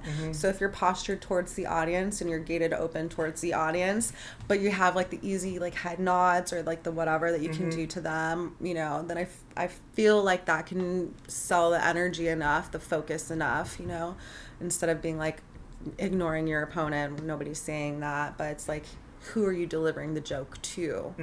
Who is it for? Who's it for? It has to be for the audience. It's not for the person you're roasting. Yeah, it's about them. It's not about for them. Yeah, because I feel like people kind of lose the focus when they're writing these jokes and trying to like, it's like, oh, I have to make it to insult this person. Well, it's not really. You got to insult this person while making it funny for the audience. Yeah. And I feel like a lot of, like you're saying, when you watch a lot of roast battles, you can tell like they really don't know how to like really be up there with another person. Yeah. Because like you said earlier, like it's just you. Typically, yeah. Typically, it's just you're up there on the mic and the stand, and it's just you with the mic and the stand, and that's it. Whereas that now you have the other person, and you even have like Digits on stage with you sometimes. Yeah. I think it's funny when Digits on stage. He's like a fucking like a mountain cat. Just prowling, yeah. Prowling. Oh, fool. Yeah. Like a mountain cat. That's what he looks like when he's up there. He's like, his shoulders are up and shit. Like, love you, Yotis, but little drunk mountain cat. Yeah. Corona. he doesn't meow. He's like Corona. That's how he roars. He's gonna fight you. Just kidding. Yeah, he'll win. He'll kick my ass. I'm running away. No. I ain't gonna be. He's gonna lose another digit. Hey. But yeah, so like posture and everything. What are some other things that we might have glossed over that you felt like with roasting? Writing. Have fun with it. You know, have a good attitude about it. It's like yeah, you're making fun of this person, but if you have like aggression in your voice towards it, or if you go in there like, I need to fucking win, it's like people can read that. Like, again, it's a live show. Have fun with it. Mm-hmm. Don't focus too much on the outcome, even though I personally am super competitive. Try not to do that. And let's see what else. Yeah. Just have fun, pretty much, and that's what it's all about. Write your tits off. Like, fucking, when you think you're done writing, write more. Go back and do rewrites. There's like there's kind of like a schedule you could do depending on how much time you have ahead of a battle. I do like my initial mining, and I'll usually write as I'm mining and watching their shit. I'll usually write some things down, premises, whatever, or I'll come up with full jokes, and then like a week later, go back and like read your jokes. Mm-hmm. Write more based on your premises. Write some more. Maybe I love how you make it like sound like you're game planning for a football game. Yeah, 100%. Like you're Peyton Manning out here, just like, how does his left foot stand and shit like that. Like that's actually, I respect that even more knowing that about you. Yeah, and like even like usually like 2 days before, I'll be running my jokes by people like that I respect in the battling community. Yeah, and specifically people that have different voices from each other.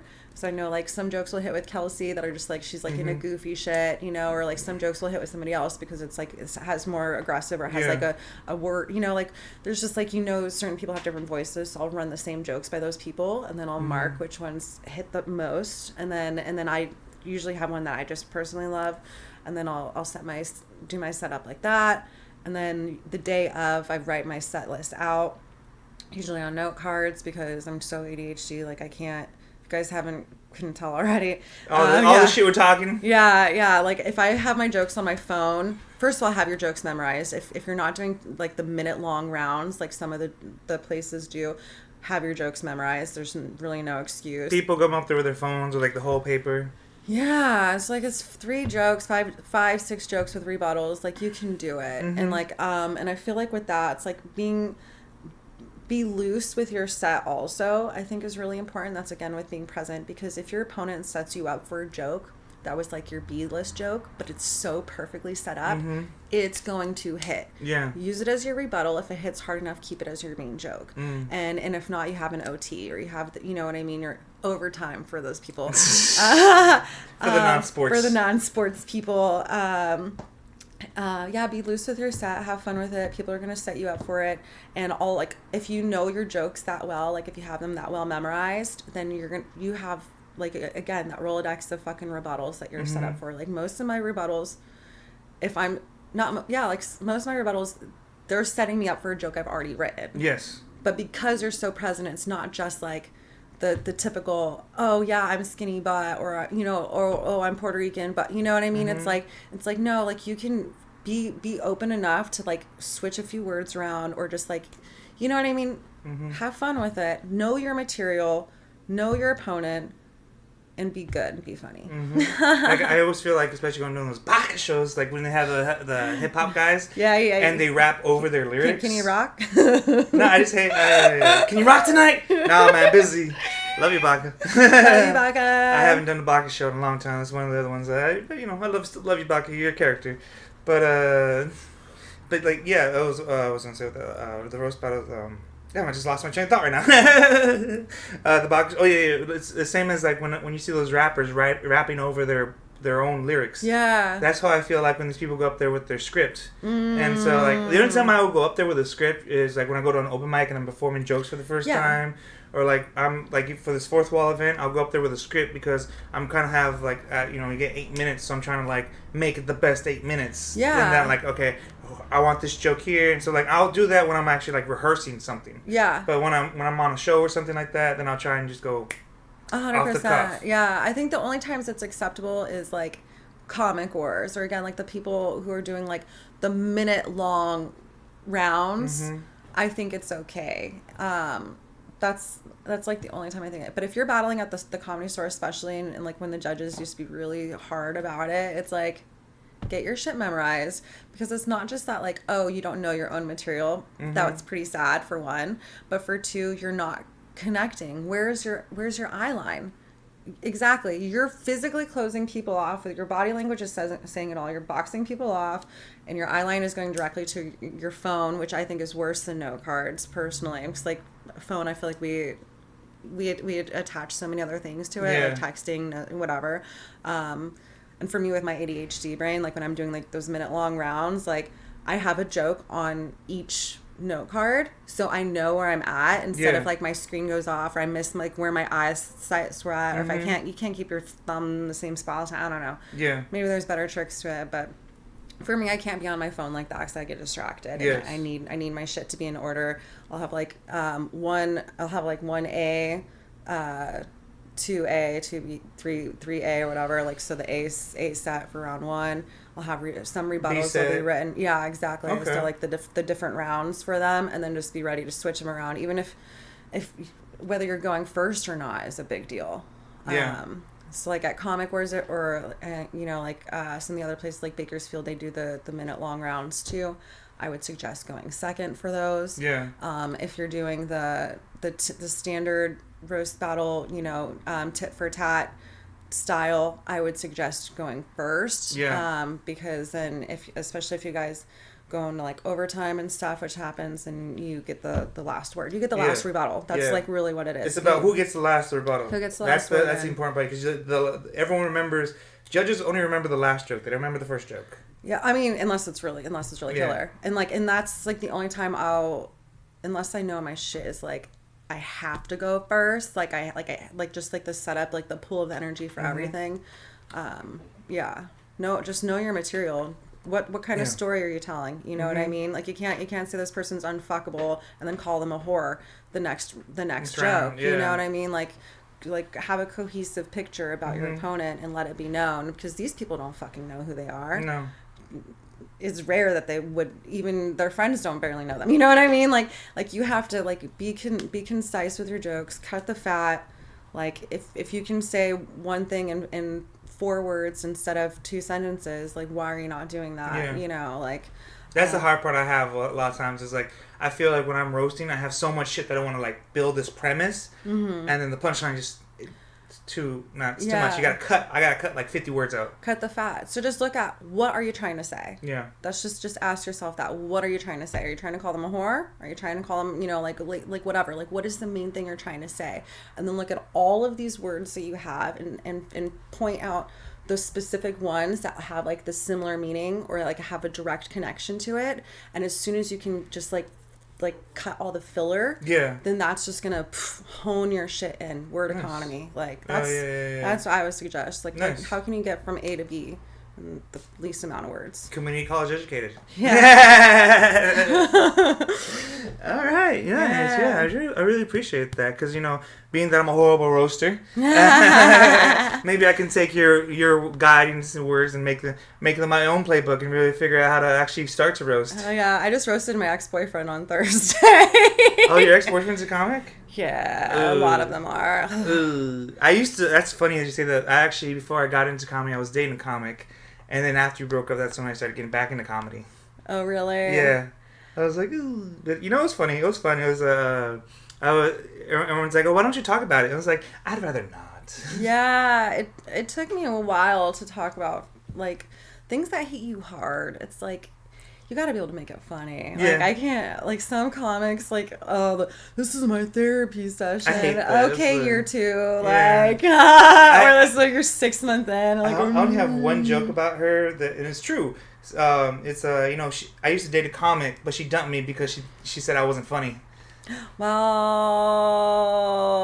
I will murder her. I'm just kidding. I was like, damn. That's so fucked up. Cause a lot of my she just said I hate your jokes because I do a lot of the same jokes and like I do a lot of. She's like, you do a lot of dad jokes, like especially when I'm in a relationship. I do a lot, like with my friends. Like one of my things, what happened to your arm?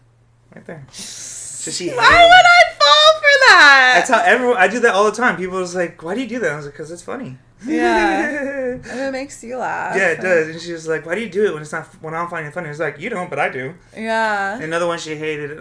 It's funny because a lot of people hate this one. When anyone. That's the best way to like start a joke. Everyone hates this. Yeah. Because when anyone says, oh my God, or Jesus Christ, I say yes. Oh, yeah. So I always say yes when everyone says those 2 words, and she's like, you're not God, you're not Jesus. And it's like, well, I heard it called last night. Hey. So she slapped me at that.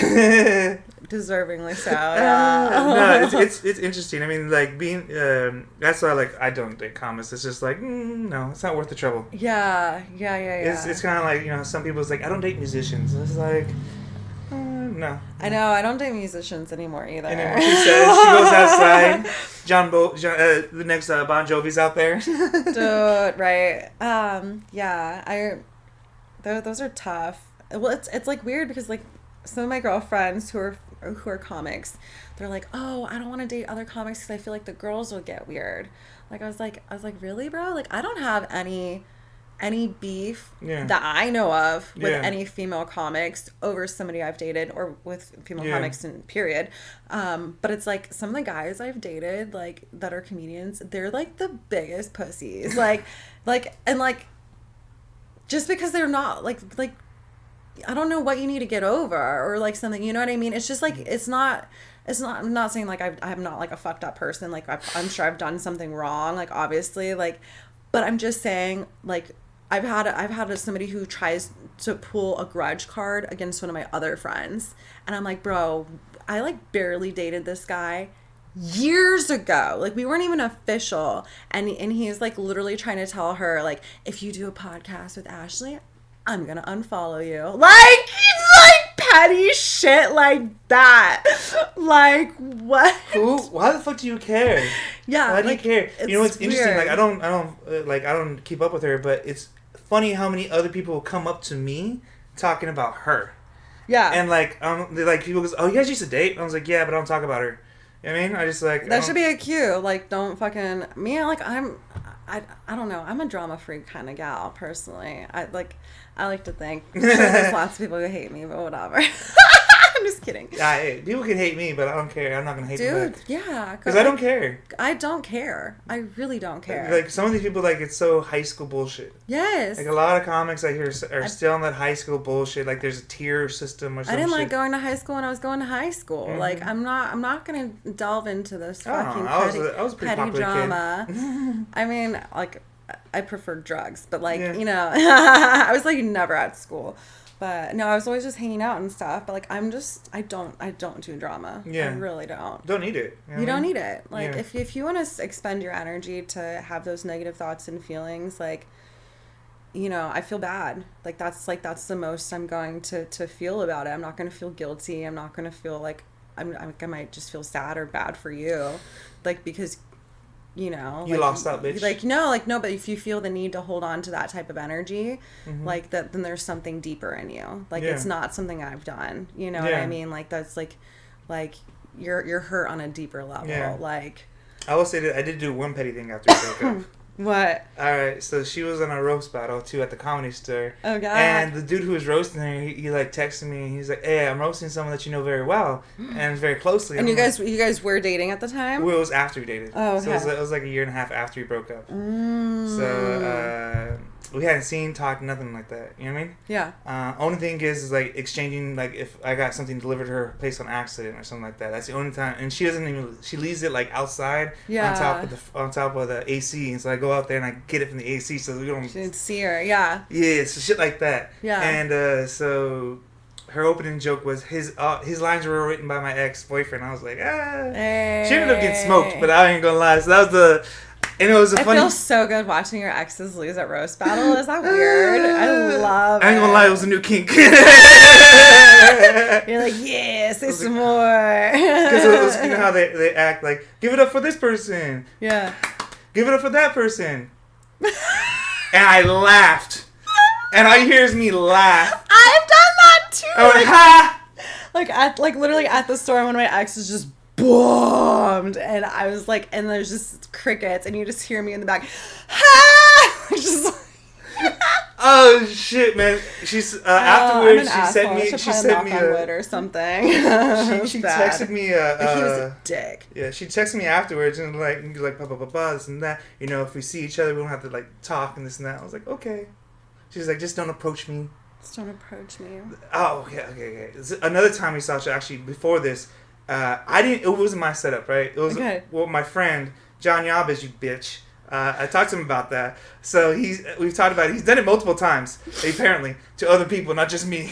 Really? What did he do? So you know how when you do a show, like it was Fourth Wall, he needed people to show up for him. Oh yeah. And so he texted me, and I was like, oh sure, yeah, I'll be there, blah blah blah. And he didn't tell me who else he invited. So me, always the person I am, always get there early. So I'm sitting down, me and Yabez are just talking, blah blah blah blah. She walks up, she sees him, she's like, hey! Me and her make eye contact, she goes, hey. I was like, oh, fuck. Like, yeah, you got the deep bass on that one. She literally just went here, she made eye contact, she went, oh. Wow. I was like, I've never been cut in half before. By words. By words and by eyes. Like, her eyes sliced me. Like, I tried to stand up, she sliced me with her eyes, and I was like, I'm sitting down. It was bad. It was bad. Yeah. Yeah. What did you do, bro? I'm just kidding. Don't say Don't even. I told her after we broke up what happened. Really? But we were in a relationship for 5 years, and the day after, it was funny. We broke up St. Patrick's Day, the week before the shutdown. So that's when we broke up. So we broke up. But thank God it was before. Yeah, so we broke up, and then she moved to go back to her family's house for a while, for 3 months. It was originally going to be for 2 weeks, and then I was going to move out, but then I couldn't find any places because of COVID. And so I was just sitting in the house for 3 months. But it was funny because, well, not funny. The day she left, and the day after she left, I already had a new girl from Tinder. Dang. And I was like, fuck this bitch. I'm over it. So I fucked her. Obviously, I'm a bad boy, so I don't use condoms. Oh, no! Do you have a baby Blaize somewhere? No. Another funny point about the girl who broke up. So we dated 5 years. A month before we broke up, we had an abortion, twins. So kind of just everything just escalated at the end. And so I ended up getting chlamydia from this girl, right? The Tinder girl? The Tinder girl. Of course. And so about 3 months later, or like 2 months later, I meet these other girls, having a few times, me being bad boy. I ended up getting 2 other women chlamydia. But the last one... And I've talked about my chlamydia story plenty of times. I don't care. You take a pill, 2 weeks later, you're clean, bitch. Oh my god. He has like a stash for them. It's just like in his... It's like in his weekly pill box. Like, it's like... 2 weeks later, you're good. 2 weeks later. So the last one was the worst one. So this girl, she was originally from Denver. We're having sex for like a month and a half. And she leaves. And then so I find out Monday I have chlamydia. Her dad has brain surgery on Friday. I call her up Monday. I was like, hey, just so you know, I have chlamydia. Blah, blah, blah. And at first she's like, oh, don't worry about it. And then she starts thinking about it. And she's like, fuck, what the fuck would you mean? I can give like my dad blood. So she was no. So I did that to that girl. And then I also Can you imagine if you gave your dad chlamydia? So, and then after that, I had to call my ex because I didn't know when I got it. Because I thought I had Thank God she knew though. It's like that would be like so then I accidentally I cheated on her before that in Thanksgiving. So I was not a faithful boy. I was not a faithful man. No. But the reason why is because I felt like I didn't get enough. Like I was doing so much and like she Like, get enough sex-wise or get enough in the head relationship? sex, and also in the relationship, because her grandma said something. It was like, oh, Blaize is that, Blaize did this, Blaize did that, and he's like, you call him by his name, but you should call him just slave. He does everything for you. Wow. Like, I was really, really devoted to this woman, but the thing is, like, that was in this now, and so I would cheat because I was upset. You know what I mean? Because I felt like I wasn't getting heard, and so I cheated on her on Thanksgiving. Me and my cousins, we went to Snowlow, in East Arizona, Snowlow or something like that. Okay. It's where they have the not skateboarding, but the surfboarding. Yeah. Snowboarding. Yeah, snow and ice skating there. It's not skating, but skiing. Yeah. And so I'm there, and this chick, she comes up to me. I was checking her out. She's an older woman. Older. What is older to you? 50s, 60s. Okay, that is older, yeah. Yeah. I don't get me started. I ain't these old women, man. Really? Oh, yeah, especially post-menopause. Why do you think I don't use condoms? Oh my god, there's so many old ladies with fucking chlamydia right now. Not anymore. So I cheated on her because the thing is, I wasn't going to originally hit on her.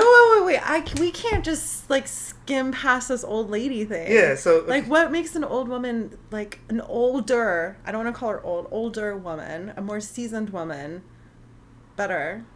Obviously, or good. Go ahead. Obviously, menopause, so no condoms and no chances of getting pregnant.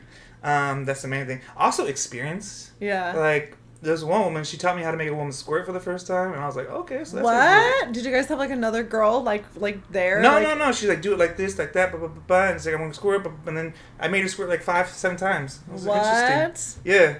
So she taught me how to make a woman squirt and this and that, so I appreciate you. But I didn't. Shout outs to Shirley. Her name's like Shirley. I thought you were gonna say what it was for a sec. I'm not gonna say it. Yeah, actually, I think she gave me a fake name. I think she gave me a nickname because she went by Cricket. Yeah, that's not her real name. Yeah, that's but this is Arizona, so I don't know. She's throwing me her life story. She found out she just had cancer. You know, her brother was killed last year. Yeah. We went to the bar right across from the hotel where he was murdered by the police. This and that. She's telling me her whole life story. This and that. I'm like, I don't care. I just want to fuck. Was she the first one to give you chlamydia? No, she didn't give me chlamydia. That one was the Tinder girl. She's the only one I ever had STD. Yeah. That was the only STI I've ever had in my life. I was gonna say Cricket hopping around everywhere. Okay. No, but she didn't give me anything. But the funniest shit as we were fucking, she was like, "You might be my last lady. You might be my last lady." And I'm like, "Oh my god, you're just gonna put her right into the grave." I don't care. Shit, give me that graveyard dick. Oh my god, put her in the graveyard shift. Yeah, I'm like, the thing is like, I like older women ever since I was a kid. Like my daddy. I'm my daddy's son. Yeah. I just like before I left for Hawaii, I almost turned into my father because I was talking to this woman who was 10 years older than me with 2 kids.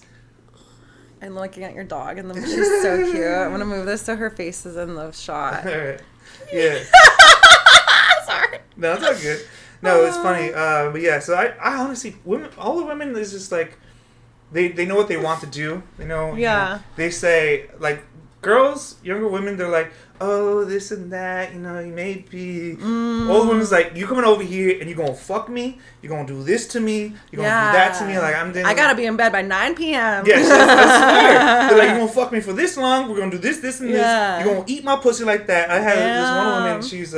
She's like in her early 40s. She's like, every time I do love having sex with her, but the only thing is like, I love and hate how she takes over so much. Like she's like, she tells me where to put my hand. She's like, eat like this. Like she tells me which way to stroke my tongue. Oh, and I really? like that. Yeah. You know what I mean? Women, be more assertive in the bedroom.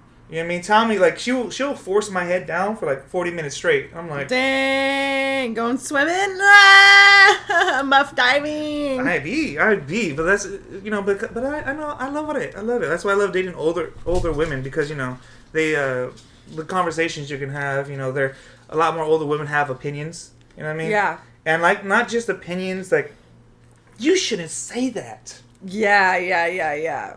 Why? Because it's hurtful. Why is it hurtful? Because it's mean. How is it mean? Because it's like so hurtful to say that to someone. I was like, no. She's like, don't say that. You're fucking stupid because you're an idiot. Because, you know what I mean? They'll actually be on you about shit. Yeah. And not like give you like, just because the internet said so. Yeah. That's what I actually have like reason. Yeah. Like, okay. That's what I like most about like older women who are like mature. Yeah. More mature women, I'd say, because there are young women who are mature, but like men, women and men also don't mature. As women don't mature as fast as they like to think they do. Yeah.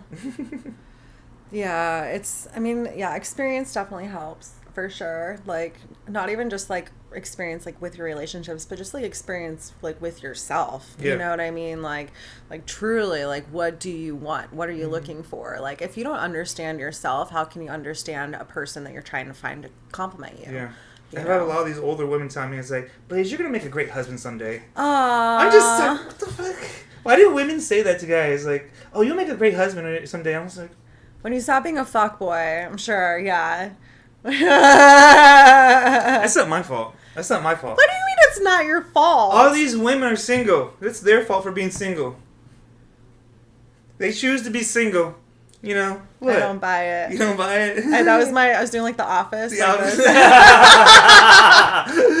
Like Jim. Yeah. This is my Dwight moment. Yeah. Oh my God. It's not a woman's fault you gave her chlamydia. I didn't know I had it at the time. I went and got checked and found out. And when I found out, I told her. Yeah. I should say. It's not just one. It was a few. Oh my God. I mean, at least when I found out, I immediately told everybody. And I'm very open about my sex life. Like, my mom was my sister and I were, well, it was my nephew's birthday yesterday. I was with my mom and my sister this weekend. And my sister, I'm just a very open person. And I was telling this story about, like, an older woman I used to date. Because, like, you know how, like, people, like, will pre-put the table? Like, we'll put our plates and stuff away? Yeah. So I was dating this woman about, like, she was, like, 7, 8 years older than me. She was paying for everything. And as I was starting to stack the plates, and she reaches over, she's like, no. That's what they're for. We're luxury. I was like, damn. What? Damn. I was like, okay. I do like the funny thing of dating like older women who have a lot of confidence, who are like very strong, like strong, independent woman. Like if you say something to them, like they'll come back at you. But I would say this, she's like, I'm a strong, independent woman. Open the door for me, please. I love that. That's cute. I give her shit all the time. I call her she's a fire breathing dragon, and she asked me, why do you call me a fire breathing dragon? This and that. If I'm such a fire breathing dragon and this and that, like, why do you like me? I was like, because I'm donkey. That makes sense. So now I call her my fire breathing dragon. I found out recently she left her phone in my car, and I called it, and it shows up my name's the mechanic. I was like, all right. Oh my God. All right. I love it when you find out the pet names people give you on their phone. Yeah. Oh. I just found out my guy has me in his phone as succubus. That's probably not a good thing. Oh, I could figure a few things out why.